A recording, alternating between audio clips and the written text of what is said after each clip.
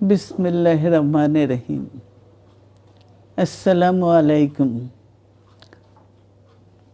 দীর্ঘদিন অসুস্থ থাকার পর আপনাদের সামনে কথা বলতে পারার জন্য আল্লাহর কাছে শুকরিয়া আদায় করছি।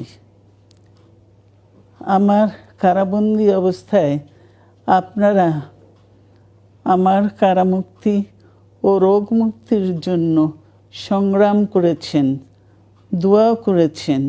সেজন্য আমি আপনাদের সকলকে ধন্যবাদ জানাচ্ছি। দীর্ঘ আন্দোলন সংগ্রাম ও ত্যাগের মধ্য দিয়ে আমরা ফ্যাসিবাদী অবৈধ সরকারের কাছ থেকে মুক্তি পেয়েছি। আমি আন্তরিক ধন্যবাদ জানাতে চাই আমাদের বীর সন্তানদের, যারা মরণপণ সংগ্রাম করে এই অসম্ভবকে সম্ভব করেছে। শত শত শহীদদের জানাই শ্রদ্ধা।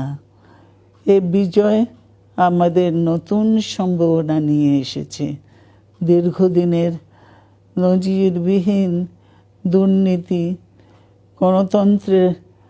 গণতন্ত্রের ধ্বংসের স্তূপের মধ্য থেকে আমাদের নির্মাণ করতে হবে এক সমৃদ্ধ বাংলাদেশ। ছাত্র তরুণরাই আমাদের ভবিষ্যৎ। তরুণরা এই যে স্বপ্ন নিয়ে বুকের রক্ত ঢেলে দিয়েছে, সেই স্বপ্ন বাস্তবায়নে করতে মেধা, যোগ্যতা, জ্ঞান ভিত্তিক গণতান্ত্রিক বাংলাদেশ গড়ে তুলতে হবে। শোষণহীন সমৃদ্ধ বাংলাদেশ। সকল ধর্মের গোত্রের অধিকার নিশ্চিত করতে হবে। শান্তি, প্রগতি আর সাম্যের ভিত্তিতে আধুনিক বাংলাদেশ নির্মাণে আসুন আমরা তরুণদের হাত শক্তিশালী করি।